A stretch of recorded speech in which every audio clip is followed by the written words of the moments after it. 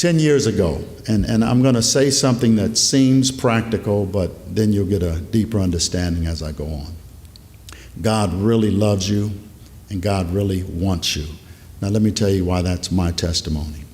10 years ago, 11 years ago, Dr. E.E. Cleveland, some of you know him, I went by his home to pray for his wife. And at that time, he said to me, I need to talk to you after you pray with my wife. Long story short, he sat me down and for the next 50 minutes told me about a dream that he had about my life. Like any Christian, you look at the older man and you kind of smile, and you go get in your car afterwards and you say, well, he should stop eating pizza before he goes to bed. A year later, everything he said, and a long story short, he said, and he gave me details. He told me how God was going to, how the Lord was going to allow me to lose everything in life except God. And it happened. And because I didn't lose God, I didn't lose anything.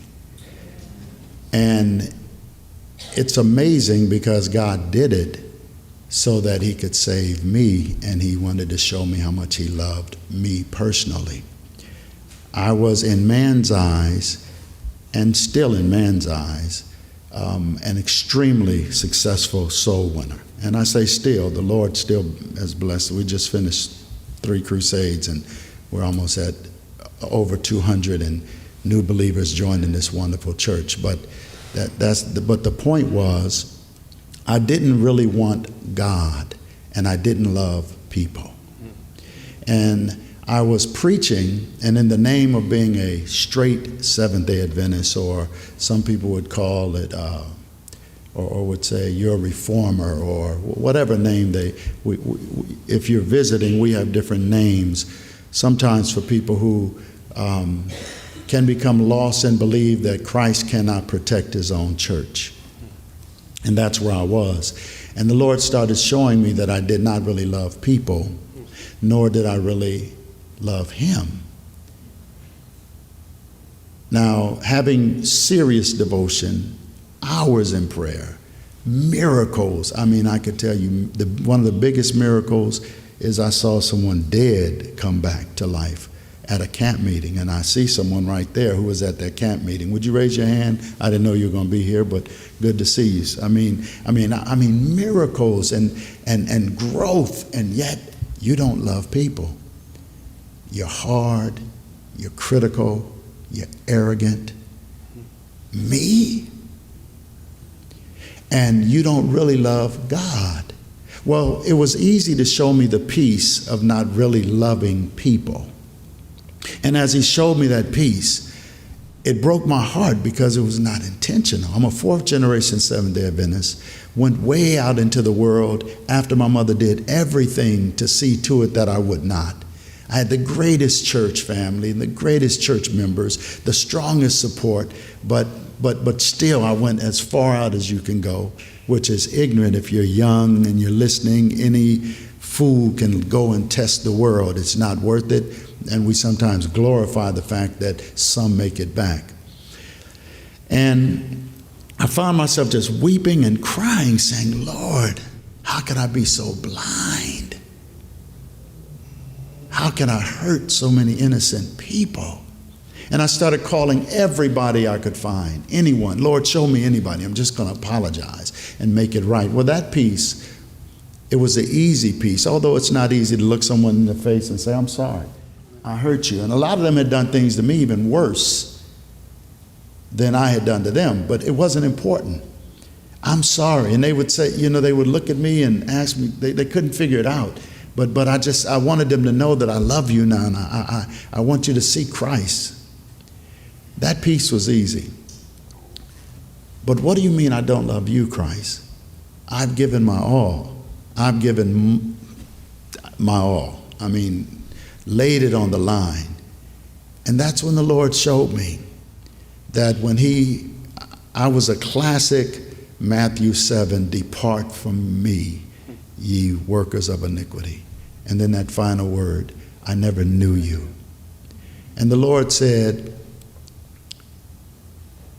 many of my people, and I'm talking about me now, won't be saved because they want what I can give them. They don't want me. Look at your prayers and look at your life. How much of it is you really wanting me? Not budget for a crusade, money for a bill, someone to be healed. They could be admirable things, but really wanting me. And one of the best ways I could describe it is a woman who looks at a man and says, "Is that all you want?" Or a man who may have means and a woman wants him because she knows he has money. And that's a very shallow way, even though we can identify that they don't want me. They want what I can do for them. And when the Lord showed me that I need to plead and pray to want him, it was then that I identified that all my prayers had this attachment to it for something I wanted from God, and I really didn't want God. And the Lord, in his love, would provide so many things, even though in the depth of his heart, he knew that I was just using him, and that the majority of those who profess him, they're just using him because they don't really want him. And brothers and sisters, by the grace of God, I went through a fire for 10 years. And when you go through that fire where there's nobody but God, and the acts of people, it's not the people, it's God. You know it, the miracles. Just in closing, one time I didn't have enough gas. I had promised someone that I would take them some literature, and I just said, "Lord, I gotta go." And God always let me look like I was still on top of the world. He never stopped me from preaching, because this evangelist had shared with me that if you stop preaching, you're not gonna make it. He said God kept interjecting in his dream that if you stop preaching, you're not gonna be able to make it. Your preaching is what's going to bring you through this. And people had no idea. And people started saying, "Wow, your sermons have changed because I'm preaching to me now. I'm trying to save me." And brothers and sisters, to really personally identify with the depth of God's desire for you. He wants you, not to be a preacher, he just wants you. And it came to the point I left home that day with no gas. And I said, "Lord, I promised I'm going to give this some lessons." And I went by one of the dear sisters' house in Los Angeles. And as I was leaving, she said, "Oh, I have something for you." And she brought me, and I said, "Wow, God is impressed her to give me something for gas." And she brought me out a little container of collard greens. And I went, "Thanks, and I was hungry, but I'm like, I need gas. I don't need collard greens." And I stopped on the way by another sister, senior citizen sister's house, and I prayed with her to encourage her. She was dealing with some things with her children. And as I got ready to leave, it was almost once I got ready to leave, she said, "Hold on a minute, I have something for you."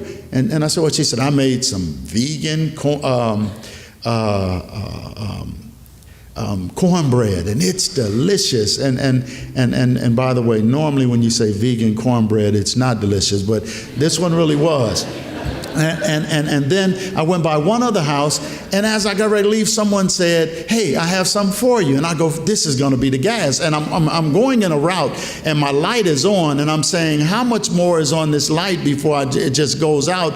And they said, "I have some beans." And I'm in my mind, I'm going crazy. I need gas, but I'm not going to ask, Lord. And so I drove off, and I'm going, and I just feel as though my car is about to sputter, and I see a member And this member is a beautiful person, and she just kept trying to get my attention, but I was going to act like I didn't see her. But she turned around and she pulled up, said, pull over, pull over. And the only thing was there was a gas station. So I pulled over in the gas station and I said, Lord, what's going to happen? She said, look, I'm in a hurry. And you saw me. And she started fussing at me and fussing. Now I saw her and I couldn't lie. I said, well, but you know, I'm really in a rush. And she said, well, look, I don't know why you're in such a rush. God, when I saw you, I was going to wave, but God told me clearly to turn around and to give you this money and to fill up your tank. Oh, I just lost it. And on the way, as I was going home, the Lord said, I could have had one person give you a whole meal. I didn't have to have Sister Bracken give you the cornbread and Sister Forbes give you the greens. And I could have had, normally if I went by Sister Forbes, she had a full meal. Never did she just give you one thing. And I could have had one of them give you the gas. But I want you to know, I love you. And I'll take care of you. I am with you. And brothers and sisters, God is so personal and loving that one time Ellen White was asleep and she was extremely sick. She had said her farewells. She was at Elmshaven. And when you visit the home, they talk about that night that she knew she was going to die. And she said, she said late in the middle of the night, she heard the most beautiful chorale. And when she opened her eyes, she said it was a beautiful blue light and a chorale of angels singing. And then one started singing a solo part. And the one that started singing the solo part, she looked and identified him as being Christ. And he stepped out of the choir. And as they started singing the chorus, he touched her and told her, I love you, Ellen. You're not going to die. You're going to be okay. And she said it faded away. Immediately, the part that hit me so much, and I didn't see this point until God was dealing with me. And I love God now, and I love you. And that point was, at some time, God put the whole mediation of the world on hold because Christ can only be in one place at one time since he took on humanity. He put the whole mediation of the world on hold to go and tell his servant, I love you and you're not going to die. And my prayer is that if God has spoken to you, and you may be in that place where it's not as drastic, but you really want God for what he can do, but not really God, please get God. Because life is so much more peaceful, exciting, and powerful when you don't want him for what he can do, but you just want him. And when you just get him, you have everything. Thank you. Thank you, Brother Lewis.